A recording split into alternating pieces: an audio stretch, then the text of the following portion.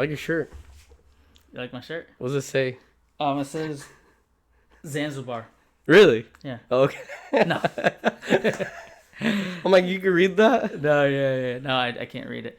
I got it at Primark. I love Primark. Primark's goated. Also, I just want to shout out to Abdullah and Zuhair for keeping the podcast going while I was off fighting some dungeons. Let's just Fighting say. dungeons. Beating dungeons, leveling up experience. Okay, So. yeah, good. Yeah. They kept the seat warm. It feels warm.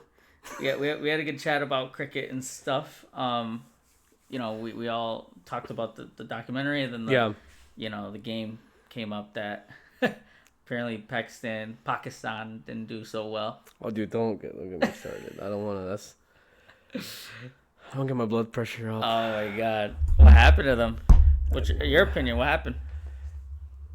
I have no opinion. I'm not even gonna say anything. I'd rather not even talk about it. I feel Really? like if I don't Is talk that about bad? it never happened. Is that bad? I don't know what you're talking about. Oh, okay. I plead the fifth. Okay. Yeah. So, speaking of pleading the fifth, let's talk about the complete opposite. Okay. Speaking out about ourselves.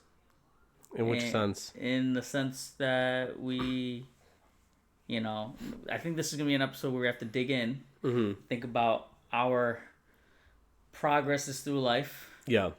And what we've accomplished, how we've matured in the process. Yeah. So I guess, I don't know if you had anything in mind. Kind of let's have this be sort of like a reflection on where we've been and how far we've come. Yeah. Do you have anything that you think about when you think about the 30 plus years that you've been alive? Any highlights? Anything that in particular you're thinking of that molded you to where you are today? Any highlights? Honestly, I can't really say in terms of highlights. I remember when I was 21, there was this one thing I did, and 25 I did this one thing, right? I think right now where I'm at, who I am, the people I surround myself with, every day it just reminds me it reminds me that I'm very blessed, honestly, to like I said, where I've been in the past, how quickly I was able to change that in my own ways. The amazing company I'm able to keep, and people I'm able to call my friends and everything. I think people not misunderstand, but they don't, I think, appreciate enough the company you really keep.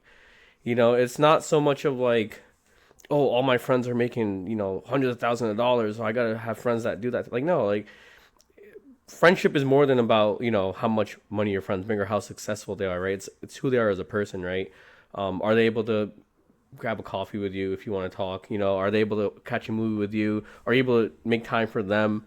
It's all these smaller things, I think, that that people don't really appreciate in friendships. And me seeing the friends I have, the company I keep, I'm able to do all sorts of things with a bunch of my friends, whether it's one-on-one or whether it's in a group.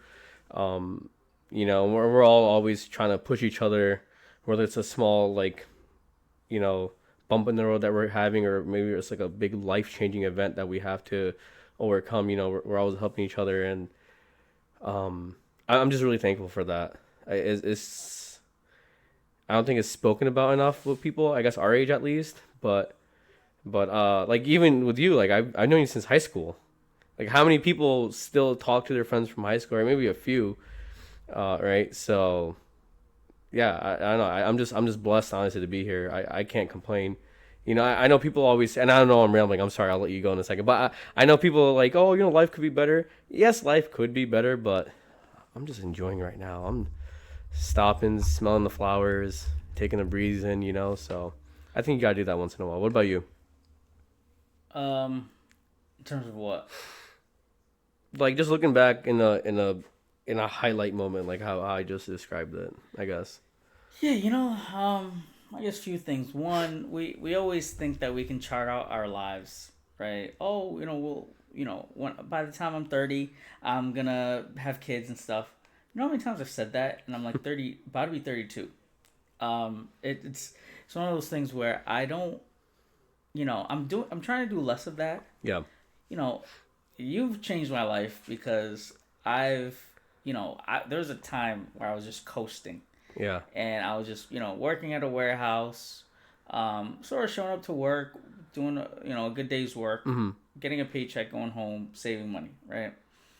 And I always felt like, what could I do this for another 5 years? Mm-hmm. I think that point I was like, I don't want to do that, right? Mm-hmm. Although I can't chart out my whole life, I can plant certain seeds in certain areas and hope that the plants grow eventually. And so what I did was, I went to school. You changed my life because you're the one who. I can't take, in good faith, I can't take that Stop. compliment. It was all you. Nah. I'm actually very thankful and grateful I was able to witness that, like what you did. Like I still tell that story to people like now, like when they say, "Oh, I want to do this," I'm like, "Look, I have friends that have done things that you couldn't even imagine. That movies don't even like think to do because they're like, all right, that's way too much of a fantasy." But I can in good faith. I appreciate the compliment, but that was all you, 100%. That was all you. I'll tell you this. I'll tell you this because I thought about there was such a high barrier between where I was at that state of mind Mm-hmm. and like even just applying to college. I was like, Mm-hmm. yo, I don't know if I don't know the process. You were like, no, all you have to do is just do the general application. Yeah. And then, apply to Central, apply to whatever. Mm-hmm. And you broke it down like, oh, no, you could do this. Yeah. And that's all it took for me to just, and then I had the momentum from there. But if I never had you to sort of intercept and be like, no, Barkle, stop. Like, this is all you need to do. It's not as bad as what you're saying it is. I wouldn't be here. And honestly, I think about that. And I'm thinking about it now, right? So I've had, that point where I was working at the warehouse and I was kind of like just stuck in that rat race. And I feel like I'm having sort of like a similar thing now where like, okay, I'm doing pretty good. But what's going to fulfill me next for the next 5 years? Mm-hmm. And I get sad thinking about it. I'm like, okay, I don't know what I want to do. I'm gonna try out a bunch of things, Mm-hmm. and hopefully one sticks. But I think it's been sort of a bit of a, I don't know how to describe it, but it's been a scary thing, like because I think about, wow, the last 5 years happened so quick. These next 5 years are gonna happen even quicker, and I don't know if I have a strategy or a sort of like framework that I'm going off of now. It's not laid out like, oh, just finish college, get a decent job. Now what? Like when you check off those, like, okay, it's marriage and then kids, house, and then okay, all those are huge things as well. Yeah. So it's like, I don't know. It's a lot. It's a lot to digest. Well, I appreciate you giving me that compliment. Yeah, I could likewise. I can say the same for you. I know I've been in, and you're witness to it too. The ruts I've been in, like in my head I see the picture, but like for me it was hard translating that out. Like if I'm trying to draw out the picture, there's a disconnect between my head or my brain and my hands. Like how do I get what's in here as a analogy, right? And I've tried a bunch of different things, but my biggest thing was like, what am I going to leave behind, right? Like I want to be an example for my friends, for if I have kids, my future kids, I want to show them like if I'm able to go through like these crazy things, or if I'm able to change a few things in such a short amount of time, like there's no way that you guys can't do this with the help and knowledge I've gained from making all those mistakes, right? Like so even now, like I advocate, like I have friends that ask me like, oh, how'd you do this, how'd you do that, and I'm not one to shy away. Like I'll tell you, but the thing is, like, you also have to put in the work. I can tell you the roadblocks in the way, but you're still not gonna drive that car. But yeah, no, like I said, if I hadn't had my friends around me, my family around me to give me that support, just even just knowing that they're in my corner helping me out, like I wouldn't be where I am now, and honestly, it feels great to be here. It feels great. Do you feel like you've matured? Yeah.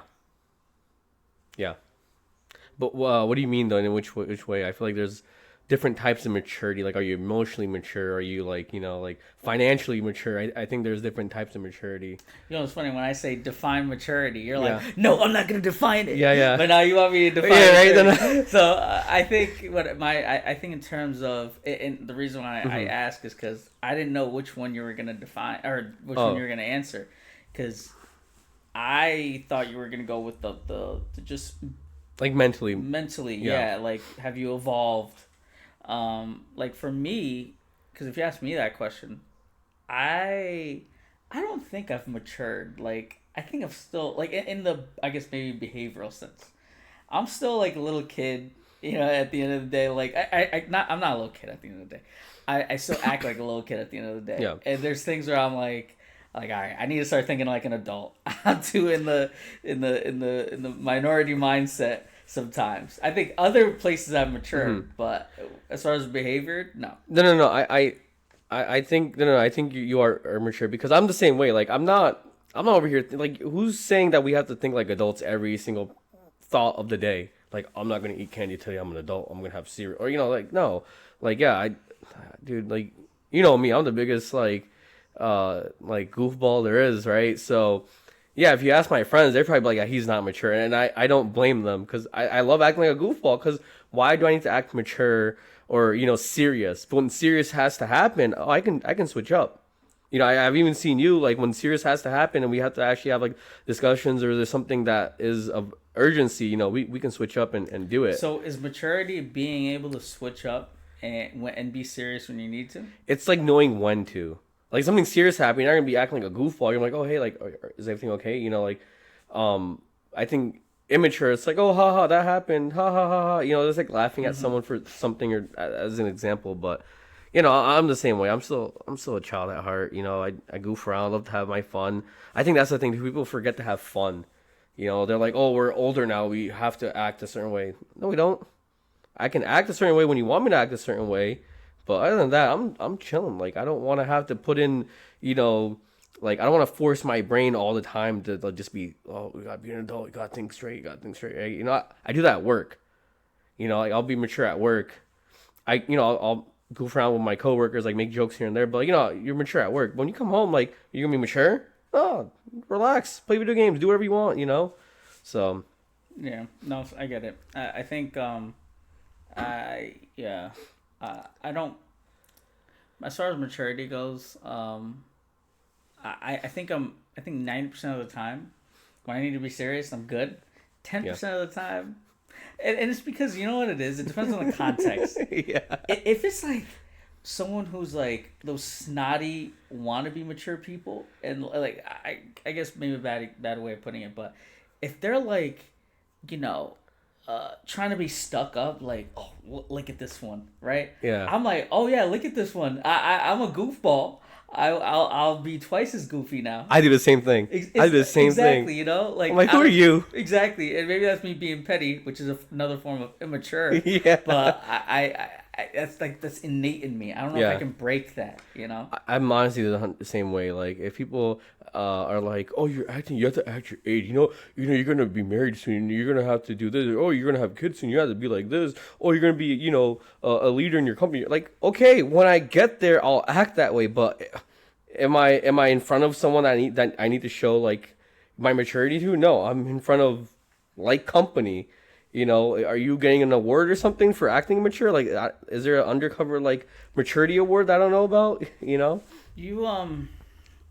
I think about like certain people in high school who they acted, they're all like 16, 15, 16, 17, 18, right? And they're acting like they're 28, like with their coffees in their hand. Yeah, Starbucks, and like some of them try to go and smoke cigarettes. Maybe it's like vaping now. Yeah. Or Juul. Maybe not Juul. Maybe Zinning. I don't know what it is. Zinning, yeah, all that stuff. What do you think of like high school nowadays? Like, I don't know if you've been around it. Like, I'm definitely not around high school. I ain't no P Diddy. No. Well, I guess like thinking about like I don't know if there's maybe stories that you know about or like what you see in the news. Like, what do you think of like? Let me give you a better question. What like if you could go if you're back in high school, think about like what's that movie with uh John Cena? What's his name? Oh God, John Cena. His name is John Cena. Oh, okay. I'm like, what are you talking about? Name, right? Yeah, I'm like, John Cena. I'm like, wait, it's not his name. Yeah, John Cena. Yeah. Wait, he's back in high school. There's a movie's back in high school? Yeah, like Grown Ups or Undercover Grown Ups, something like that. No. All right, bad example. I've Okay, let's say you're back in high school Yeah. now. No pedo. You're just looking with the same mindset I have now, or same mindset you have now. Like, but let's say, how about this? I gotta go. Yeah. You have your wisdom now, but you're just 20 years younger. Yeah. Right. Or whatever it is. Yeah. So my same mindset, my same experiences, but I'm just back in high school. Yeah. And I'm 20 years younger, or whatever the Yes. Two questions. One, do you think you could survive high school? And two, what do you think would be some of the challenges that this new generation of high schoolers will be sort of I guess like roadblocks in your way, whether like even that's like hanging out with them or what, you know? Let me say one thing quick. If I had the knowledge I have now and I went okay, real quick, in this scenario, is it 20 years in the past, or is it like this year but I'm just 20 years younger and I have my knowledge now? Okay, the scenario is yes, you go back to high school. You are now 16 years old again. But the year is this year. The scenario is, this is gonna be for the short. Yeah. The scenario is you go back to high school. You're now 16, but you're still in the year 2025. Okay. You have the same knowledge now, but you just are in a 16-year-old body. What are your challenges, and what are some advantages that you'll have? I think the biggest challenge is, even for me now, like, I don't really keep up with memes as much. So I don't really know, like... You won't be hip? I won't be hip. Like, they'll be like, oh, you're weird. Like, you know, you don't know, like... I don't want to get into it. This is what my friend sent me. And I'm going to get roasted, so I'm not going to bring it up. But I'm like, dude, I don't get this. Like, am I too old now? You need to stop worrying about you getting roasted or not. Dude. I got roasted. No, I remember. Big time for my opinions. All right, I'll tell you. Yours. All right. I don't know what it is, because I don't... Maybe it's just so simple that I'm just not getting it. But have you seen the cave diver memes? No. I have no idea what the hell this means. My friend sent me a bunch of them. I'm like, dude, what does this mean? Like, is it just like... I don't even know what you're talking about right now. It's this new meme. People are talking about cave diving, but it's not actual cave diving. I'm assuming it's about... I don't want to say it. It is weird. It's like I just don't get it. I don't know. They're just saying cave diving, and then they see a hole, and people just like dive into the hole. Like that's from what I know from the meme that you sent me. Anyway, so I think my biggest challenge would be like I would have to learn the new lingo and the new like memes like right away, like ASAP, right? That's first and foremost. I think the advantage I'd have is I'd kind of understand. Actually, no, hold on. If it's year 2025, the school's curriculums might have changed, so I don't know what they're grading upon. So I don't know. I feel like me knowing what I know now, I definitely have a huge advantage. Like I'll be able to finesse the school system or whatever professor or teacher I have, and you know, be able to get A's in class. Like I don't think that's gonna be an issue for me at all. My like vocabulary, like I'm speaking out, like if I'm doing like a public speaking for a class, like it's gonna be amazing. I'm a lot funnier than I was in high school, so you know I make everyone laugh. People try to cook me, I'm cooking back twice as hard. I ain't holding back, you know. I'd have all those advantages, but I think the disadvantages would really be like, and it's only a short-lived disadvantage. It's like I think like knowing the lingo and whatever the cool things are to do now. But other than that, like if they want to play Call of Duty, you know, I'm running hardcore search, you know, like free for all hardcore. You know, I only play hardcore in Call of Duty, so If they want the smoke, I can bring the smoke. You know, play Fortnite, I'll play Fortnite. But do you think our children are doomed in this day and age school system? I think doomed in. Do you mean doomed as in they won't like learn enough, or doomed as in that they just have so much like internet like going to their brain of like all these? Doomed as in they will come out of K through 12 not knowing how to read, not knowing how to learn, and not being able to get a highly skilled job. 100%. The only reason I say that is because, I think with nowadays, like, because I see it like on Instagram and like TikTok, like all the time, like all these like the younger generation, like obviously younger than us, we're able to capitalize on like like today's market and world, like how they're able to, become content creators and stuff like that. So definitely, I think, if you're looking at it like, hey, why do I need to go to school? I'm making money now. What's the point of school?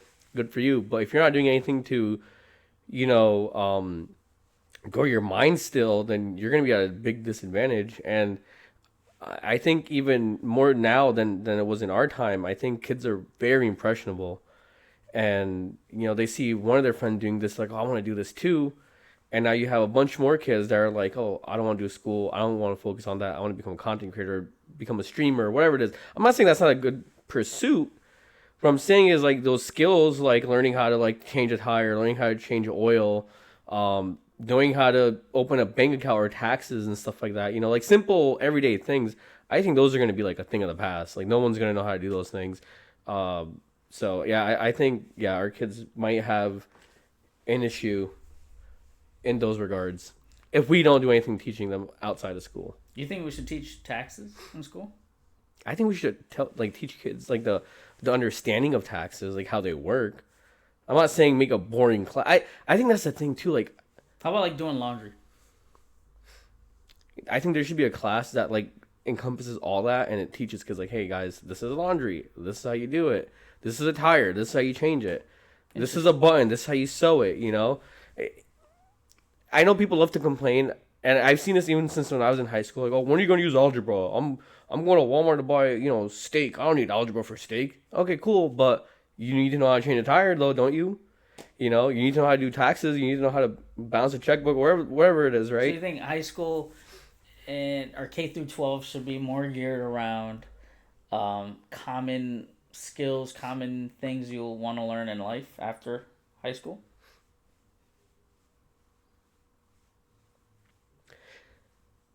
I think when kids are younger, you need to like let them really explore explore the world. And like really, there's this either it was a quote or something I read online, but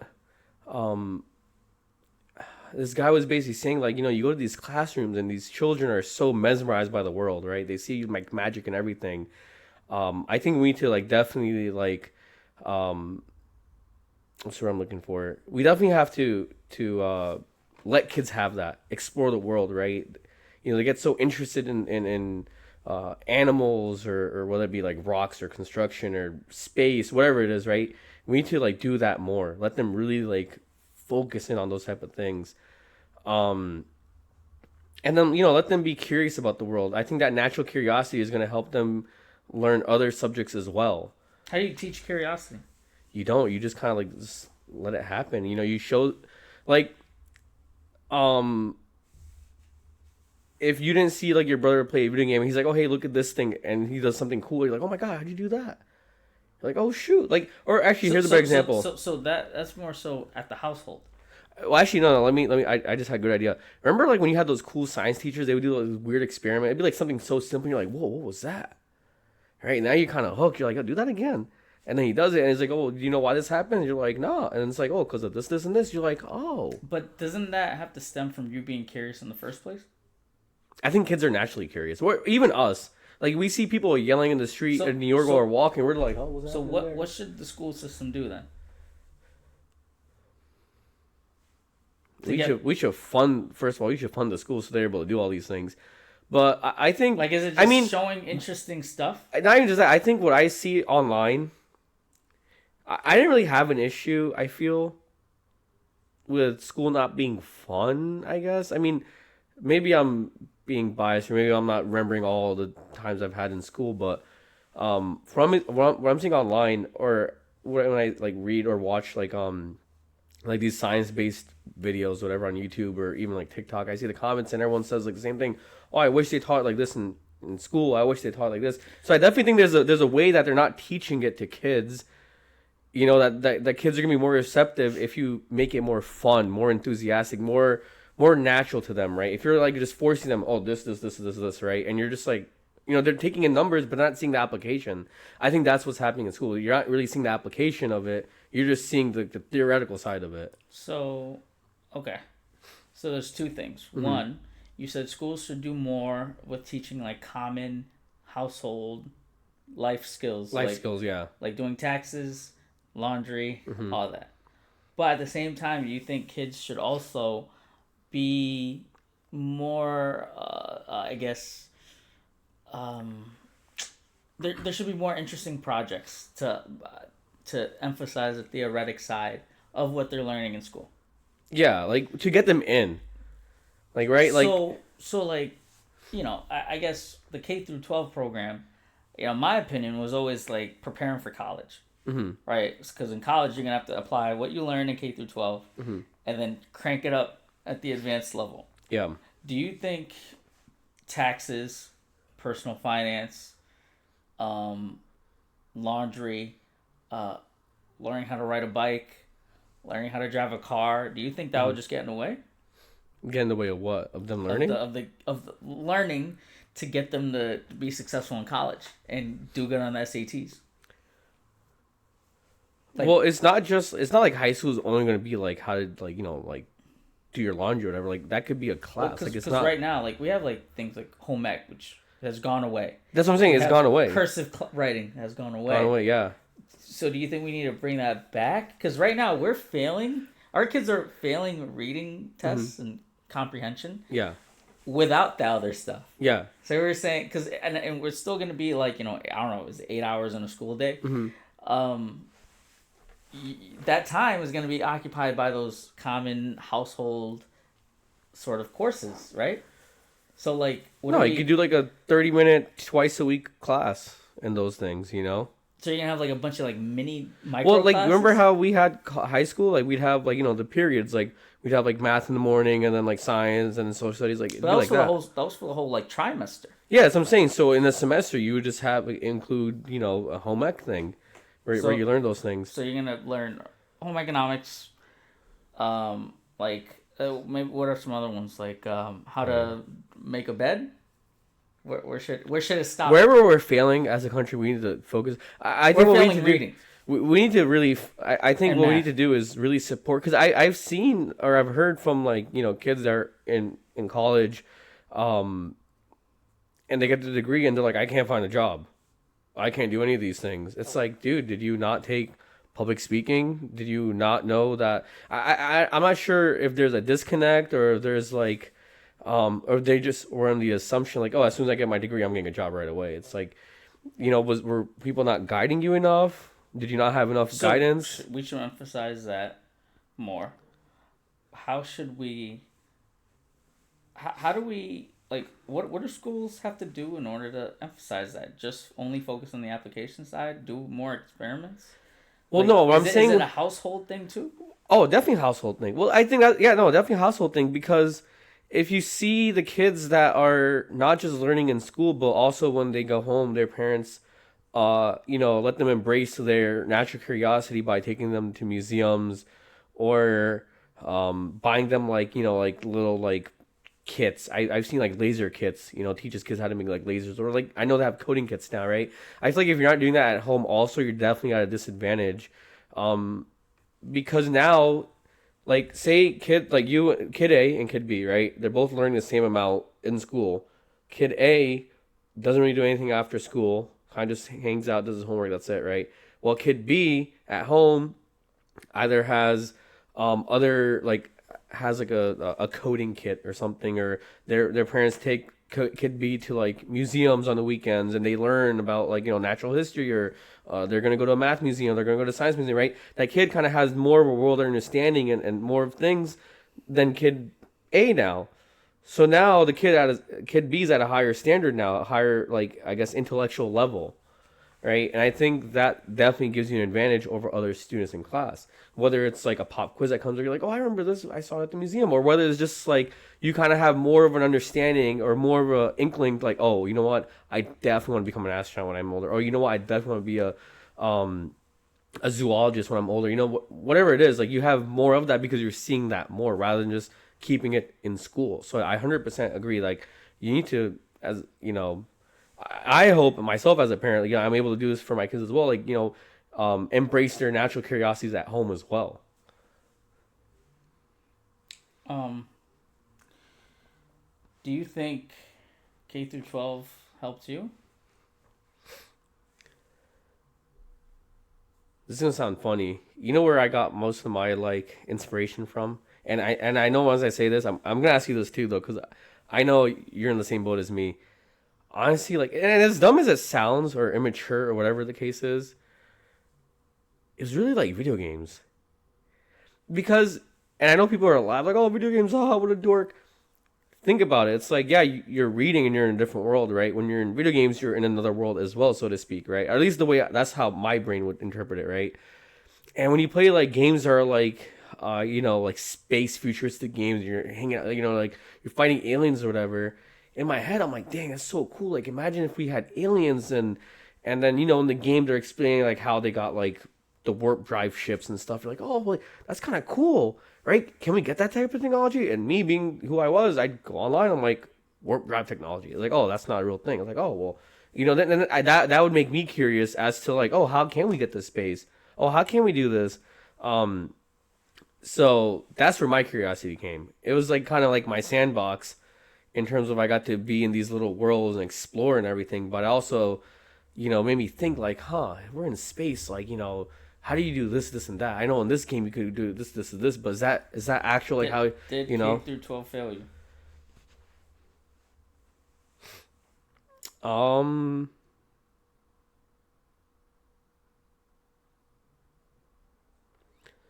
wouldn't really say failed me.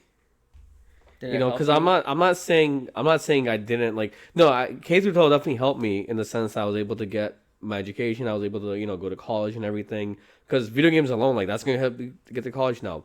What I'm saying though, that natural inclination that I had, I was able to channel it through, or explore it through more with video games. And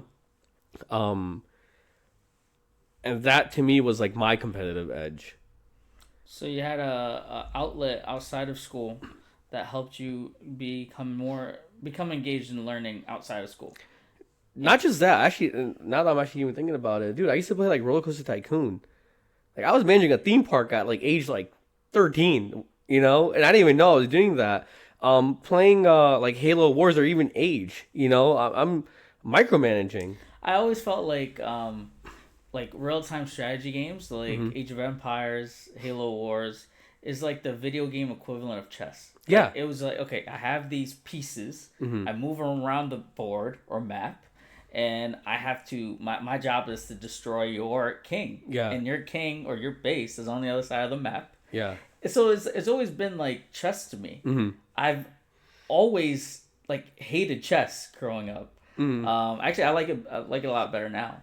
But like I fell in love with the real-time strategy. And by the way, real-time strategy games offer many different layers than chess. Yeah. Right? Like, there's algorithms you can do in chess. Same with these games, but I feel like you can get demolished by these guys online. Yeah. And you have to think outside the box with how you craft your army, how you allocate your resources, which is different than chess. It's a lot harder than chess. In chess, you always have the same resources, you and the other person. You always start out even. Yeah. Okay? In these video games, in these real-time strategy games, you always start out with like the same 0, but you have to, whoever builds their resources more gets that competitive advantage. So you have to create that. Mm-hmm. And yeah, in chess, you take a pawn and they have one less. You're taking from them. But in real-time strategy games, you may take one, but they may be able to replenish that twice as fast, depending on how they have their setup. Yeah. And the fact that you risk your guys to go and poke them, you're losing people too, because they may have defenses set up. There's so many different layers of competitiveness within a real-time strategy game versus chess. And so, like for me, I think video games offer a way to think critically. It offers a way to be sort of versatile in your skill set. So like you said, you went from space technology warp drives to like type of game to you can go to the Assassin's Creed and learn about history, so to speak. Yeah. Yeah. I mean, and obviously, like these games, they're inspired by historical. Yeah. Some of them.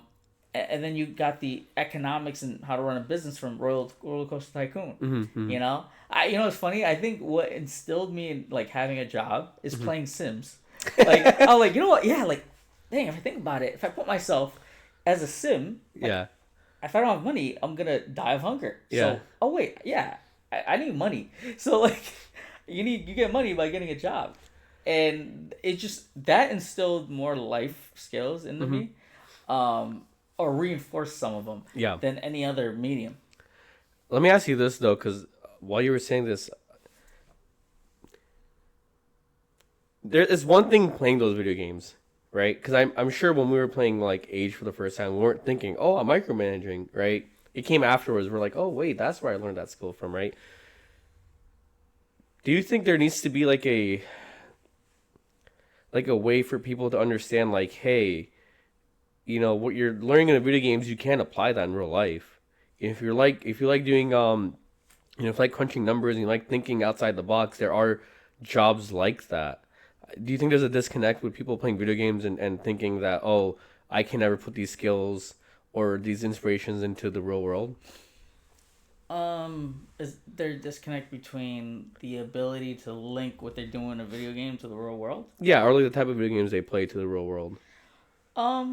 There might be, but that's all fine and well in my opinion, because for video games you don't play it to learn skills. You play for fun. So it has to be fun first. Yeah.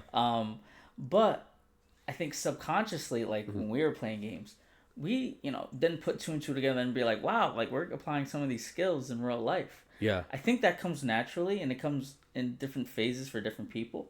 So a person who's playing Roller Coaster Tycoon, you may have two different personas of players, right? One who's like, ooh, I love managing a theme park. And another's like, ooh, I like watching the roller coaster go up and down. And I want to make it go fast. And I'm just BSing, right? Yeah. So, like, but they may find a different value set from a game like Command and Conquer. Or a game like, Halo. Like, they may get those hand-eye coordination skills from those games only. Or they may get the team-based nature of Halo and like comms, talking with people to solve an objective, right? They may get those passive skills from there, and they may not be able to connect that to the real world. And like I said, that's fine because it's just a video game at the end of the day. I'd like for there to be more games like, I guess like a flight simulator where it's like really trying to, I don't know if it's trying to train you to become a pilot, but more like simulation type games. Even wargaming ones where, like, okay, theoretically, what if Russia launched a nuke? What would you do as the U.S., right? And if you want to be, like, in the military in the future and you want to think, like, about, like, wargaming scenarios, I think there should be more games like that. I also think there should be more games around sort of, like virtual tactical shooters, like, for guys in the Army. As well as ones like, super passive mobile games like Duolingo, teaching you a different language. I think the gamification, and we talked about this in our other podcast, but gamifying knowledge and skills into a fun game, or I guess implementing them into a fun game, really gets you to want to learn things. So that's why, like, think about like places like TurboTax. They have like a little progress bar, and like like, as you go through each page, it's like, oh, you completed a new level type of thing. Mm-hmm. Like they celebrate it like it's like a huge accomplishment. Mm-hmm. Duolingo does that same gamification system. Oh, you get points. I think you get points on that, and like you get put through scenarios and you earn stuff, right? Yeah. Same with like they gamify things on like shopping, like Temu, Mm-hmm. right? You have to spin a wheel, land on a 20% off, 50% off. Yeah. And it's just fun. Mm-hmm. So if you can do that, but with learning actual skills like Yeah. algebra, languages, common things like laundry, Yeah. whatever it is, I think you're gonna start seeing a more sophisticated society if kids can actually sit down and play those games. And I'm glad you said that, because that brings it back to like what I was saying earlier. Like, you have to reel the kids in. It's like, remember we used to watch what's his face, Vsauce. He'd get you with that first like weird like line he'd say, right, and then he'd bring you into some other thing, and now like 5 minutes in the video you're learning about something completely different, but you're like okay with it, like, oh, this is interesting, right? I think that's the thing. You got to reel the kids in and show them like, oh, this can be fun. Right, and I think the easiest thing you could do it with is obviously like science or physics. You show them like, mix some chemicals together, show them an explosion, or show them a reaction, and they're instantly hooked. Like, oh, cool! Like, what is that? But you know what? Don't you feel like those stem from like, because as a kid, for me, I liked space a lot, but chemistry, mixing those chemicals together for an explosion, wasn't really fun for me. Really? So I think you gotta identify what the kids want in terms of like these different like where to place them in the science, right? Like or when it comes down to like experiments, right? Like I would love to. As a kid, it sounds weird now, but as a kid, I wasn't into finances, but I know it was always in me. I just had to unleash it. Yeah. So I unleashed it after K through 12. But like imagine, I would love to imagine myself like drawing out the scenario of how much money I'd have if I just invested it in the S&P for the next 10 years or 20 years, right? And then, we're in Excel in high school doing that. Like, that's more fun to me than watching two chemicals explode. So I think we need to find, but you may like astrophysics more than chemistry too. Mm-hmm. So putting you in classes related to, like, this is what happens when a black when hole. A star implodes. Yeah. And it causes a black hole. Whatever it is, I don't even know if that's the case. Remember, I'm still the guy that thought that the sun or something. The sun was still and didn't know it revolved around the Milky Way. So so find the placement. We have to have good placement for these K. Actually, I think I could do you one better. I like what you're saying. Yeah, placement. But I just realized you said gamify. Yeah, you may not like space, but you may not like doing the chemical reactions to do the rocket. But like you said, gamify it. Instead of telling kids, oh, this is going to be worth 50% of your grade, blah, blah, blah, and have it like, oh, mix this with this, mix this with that, right? It's going to seem boring, right? I feel like if you say like, oh, hey, this is your mission, right? Your crew is stranded in this spaceship and you have an hour to make these chemicals. You have this, and this, and you have to make like, a fuel enough to get to the next station, right? And then the hour they have is basically the hour for the exam. These are your chemicals. Do your stuff. I think when you do it like that, that's when it gets real fun. You're like, oh, cool. Like now this is kind of a game. Even with finance, I think classes probably have done this, or maybe it was like in college when professors do this, like, oh, hey, you have $10,000. Everyone has $10,000, and you have the whole semester to invest this fake $10,000, and the person who has the most money at the end of the semester gets the highest grade. Right now, it's like, oh shoot. Now the teacher's not even doing anything. You kind of have to learn everything yourself. You're like, oh, what do I invest in? Well, what are good strategies? Well, what is this? What is that? And now you're learning. Teacher never said, hey, you can't work with partners. You reach out to your friends. Hey, I'm investing in this because of X, Y, Z. Well, I'm investing in this X, Y, Z. Now you're sharing all this information, or you're withholding information. So I think that's a more real world strategy. I think you could also do it with English class too. You could tell like, oh, hey, for this scenario, you have to write the funniest story, and you have to say it out to to the class, and whoever has the funniest story, we vote on it, and then you get a good grade. I think if you gamify it or make it more fun, I mean, this is me speaking. This is what I would love to see. You know, I'm not sure what kids of now would want, but I think when you do it like that, it's way more fun. It's way more like the kids are already interested in doing it. You know. Yeah. It goes back to, I don't think schools are creative enough to solve their own problems. Right? Yeah. It's you know, everyone's trying to fit. I guess school administrators are trying to fit all these students into one bucket, right? And now there's like a political component because funding is now reliant on these test scores, and like, you know, when you have that as the incentive, there's, you know, incentives to also nudge the numbers a bit, given too much of a handicap to students. There's so much. There's such a big domino effect when it comes down to our education system, and it's very unfortunate.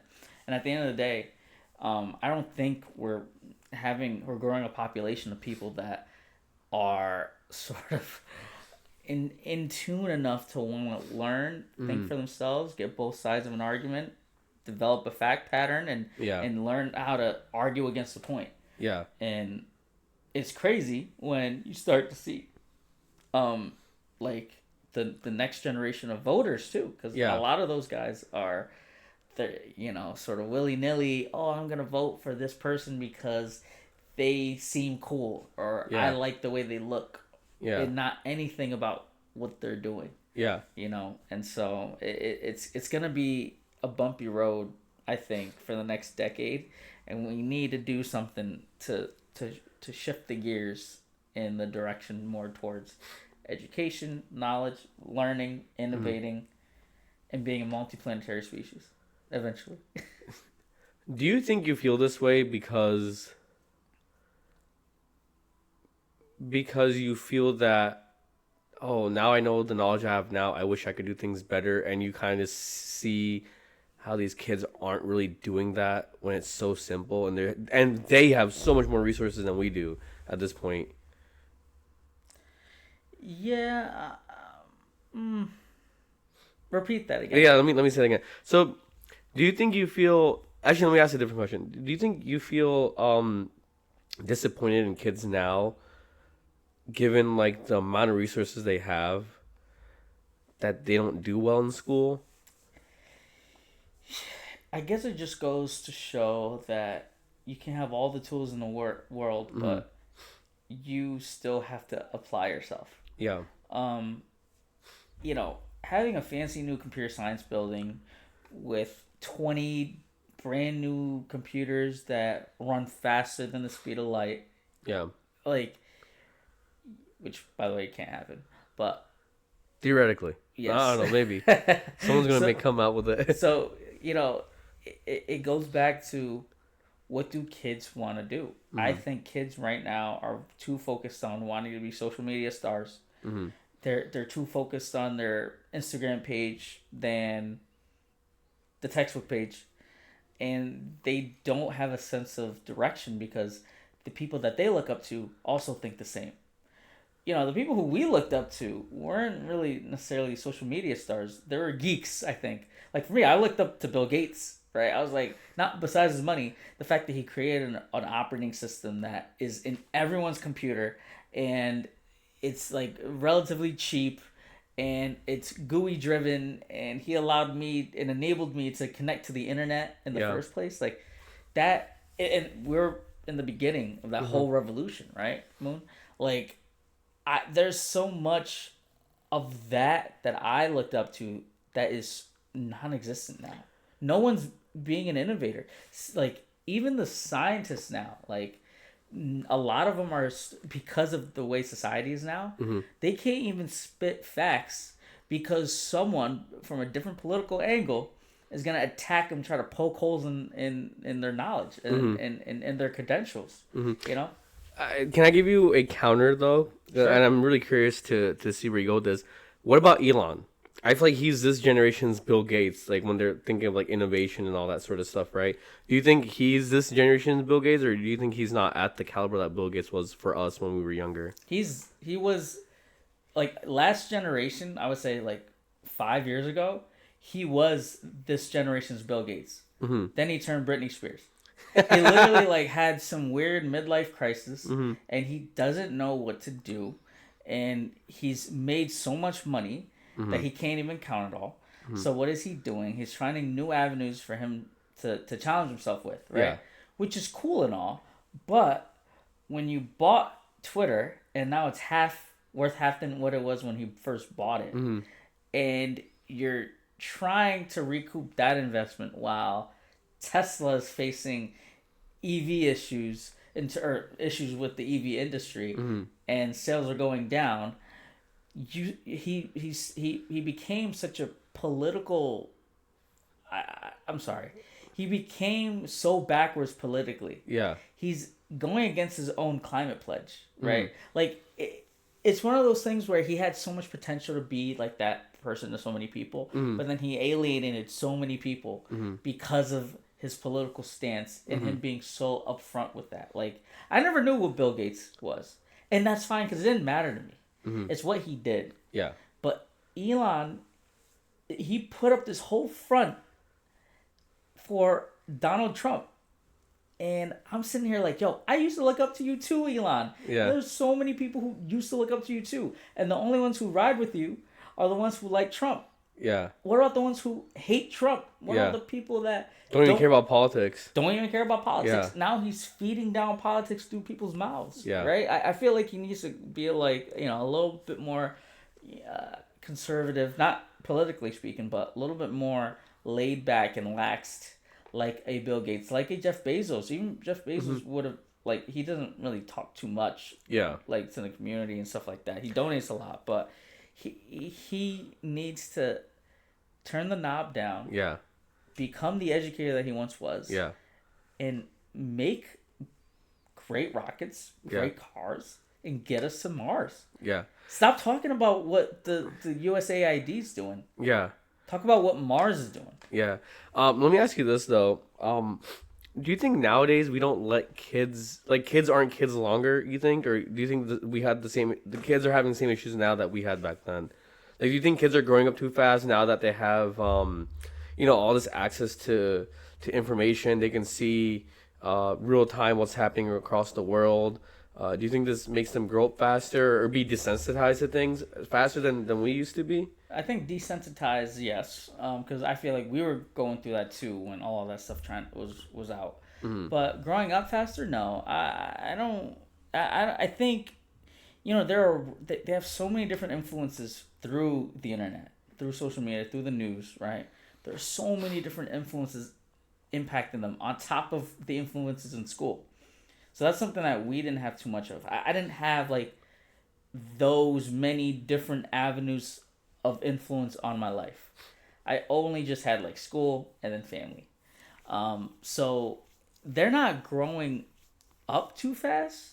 I think growing up too fast is like, yo, are they paying their own bills? Are they free? Are they having to move out at age 16?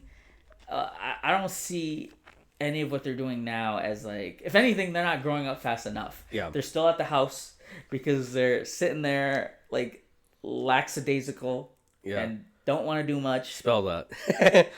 Probably can't. I have another question. Actually, this is interesting if you don't mind. Do you think You need to ask me the hard hitting questions. Yeah.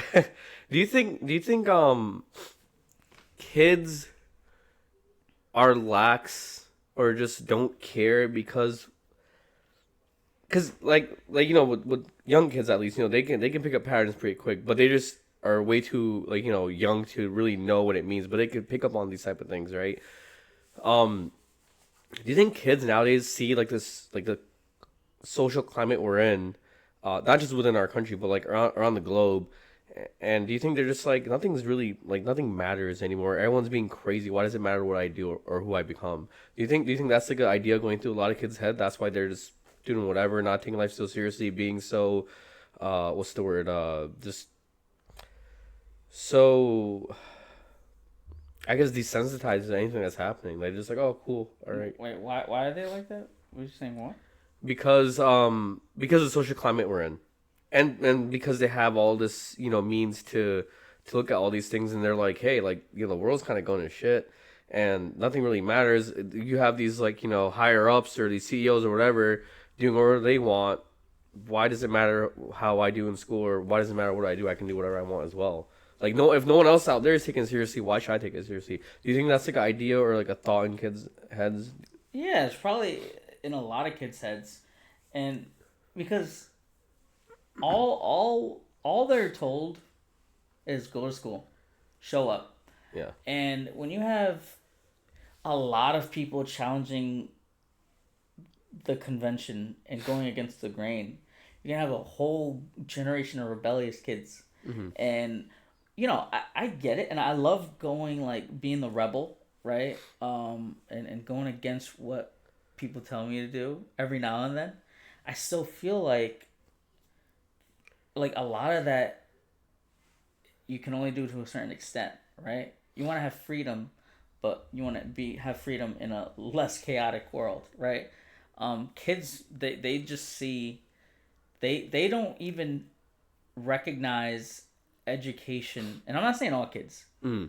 I'm saying certain kids. It's a small but growing group of kids. Yeah. Are seeing that, like, okay, if I get a college degree, I may not get a job.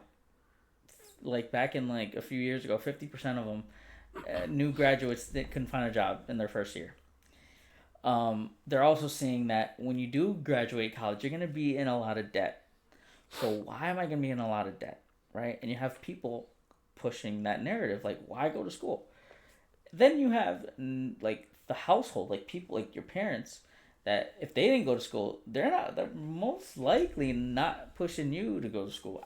And that can be argued the other way too. Yeah. But that emphasis on school, if that's not in the household, that's adding on to their lackadaisical mindset around school and around learning. Mm-hmm. I think at the end of the day, if you don't know something, or if you can't bring a skill set that someone's willing to pay for, you're going to not survive. And it's only getting more competitive nowadays because you have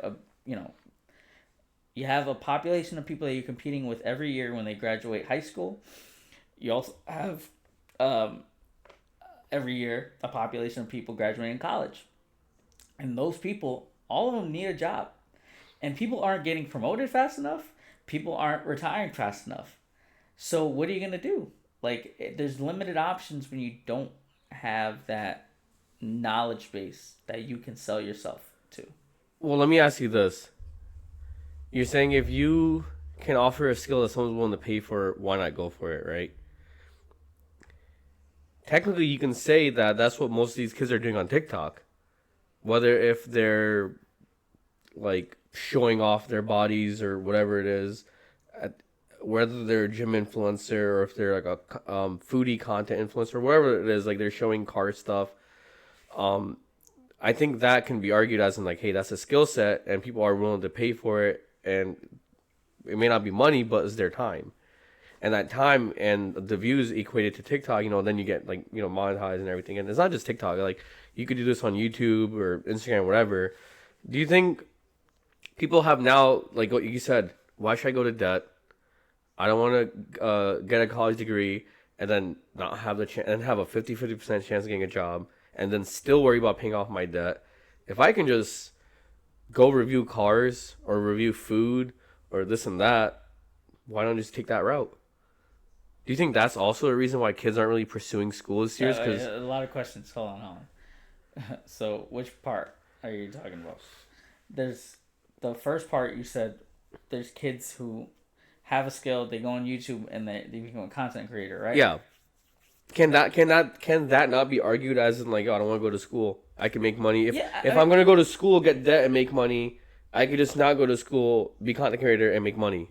Yeah, I mean, remember this, just like how there's competition with getting a job and having to learn something to differentiate yourself, there is competition with content creation. 100%. So there are people that are doing exactly what you want to do on YouTube and making videos, millions of videos a day. Okay? The only thing is when content creation, let's just say, like, by the way, if you like it, I think you should go do it, right? And if you're really good at it and you really like it, you'll eventually pop off, and nothing's gonna stop you from continuing to create content, no matter how many views you get. But at the end of the day, there's a huge pool of employers out there that need jobs for these specific skills. These specific skills are high-end computer engineering skills, software engineering, chemical engineering. MBAs are up there too, and bioelectrical engineers or biomedical engineers, right? There is a more, I guess the opportunity horizon is more vast in those than with content creation. There's more upside in content creation. You'll get more money at the end of the day if you pop off. Yeah.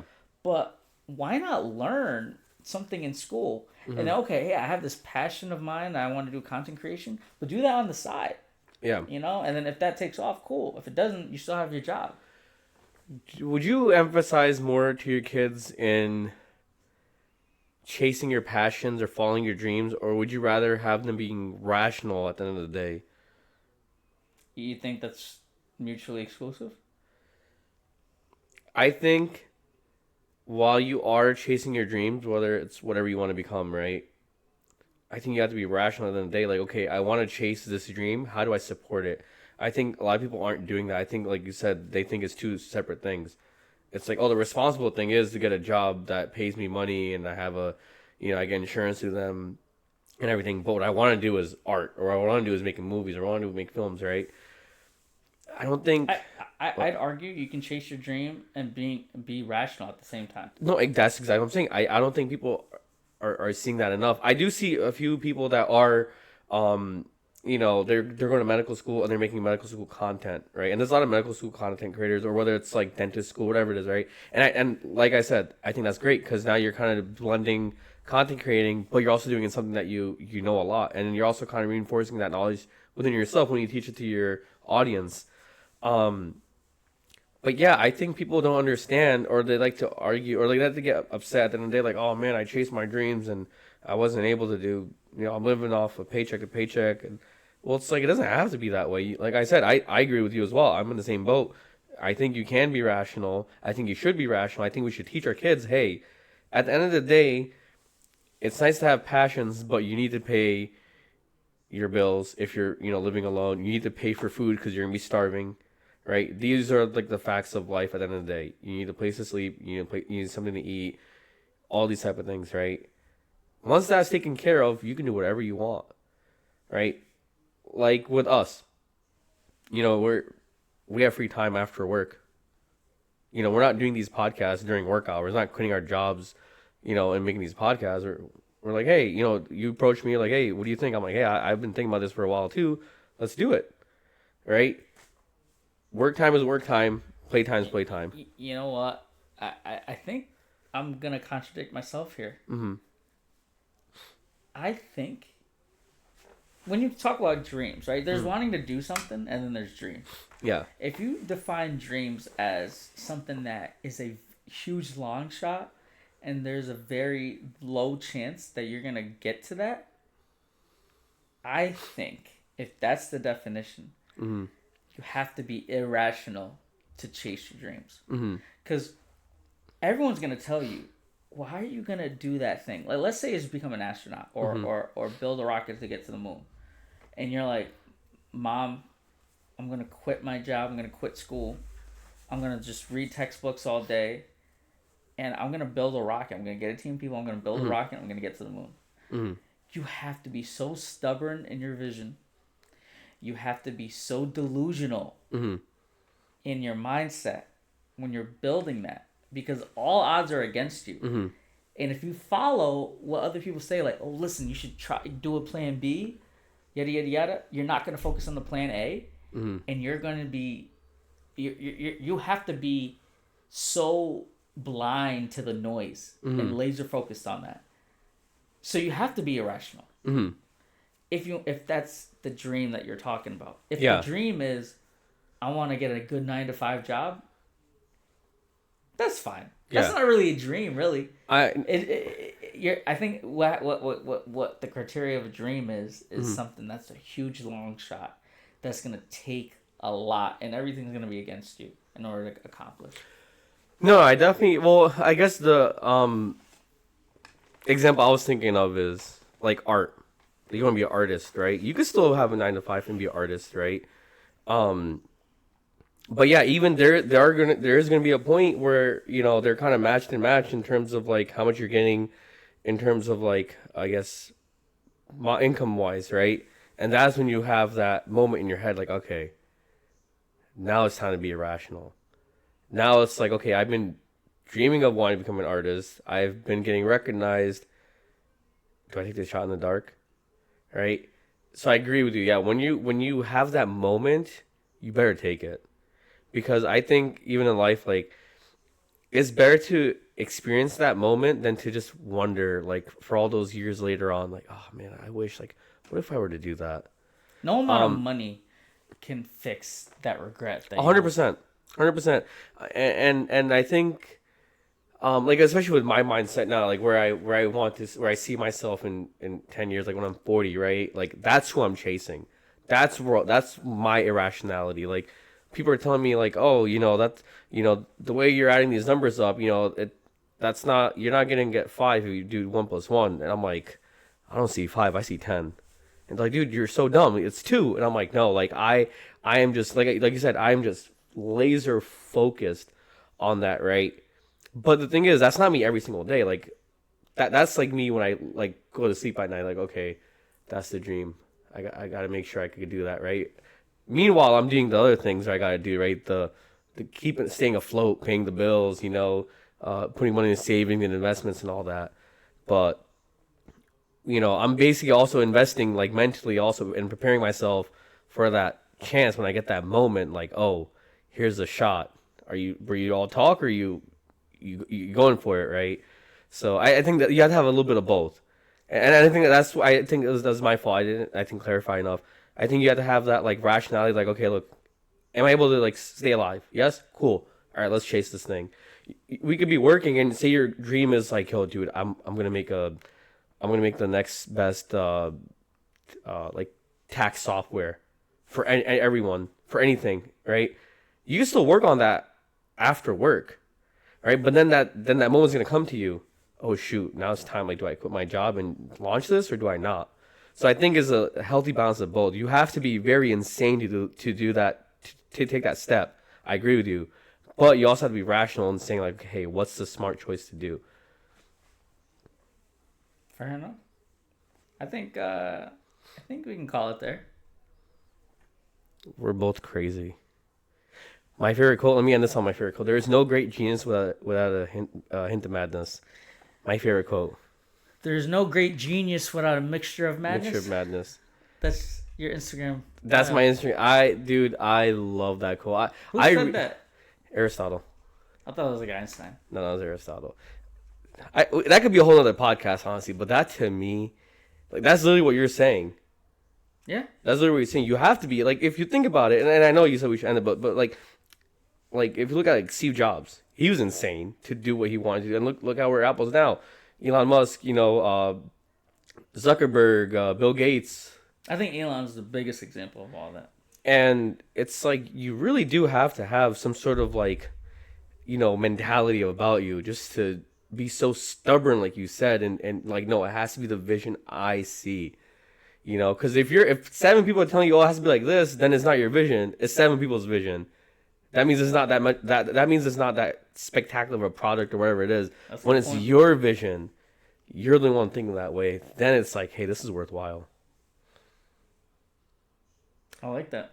I'm gonna end off by saying, guys, if you have some sort of crazy, insane idea, dream, or thought, whether it's like, I gotta make a mixtape, or I gotta make some sculptures, or I gotta make the next best food, whatever it is, do it.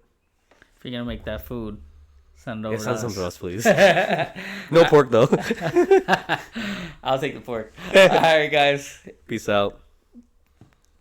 Thank you for watching. It was another great talk. We went to maturity, and mixtures of madness, but it was great. It was great. Please like and subscribe. Share with your friends, please. Share with your friends. This is something that we try to do once every now and then, once a week. So keep an eye out for Duel Analog. We have more guests coming on, and of course, you're going to be doing it with other guests too. Yes, hopefully. Yeah, and I'll be in the background. So. And click on the notification icon because this guy makes some really good reels. Oh yeah. Hey, YouTube shorts. Shorts, sorry, yeah. Appreciate it. All right, see you guys. Peace.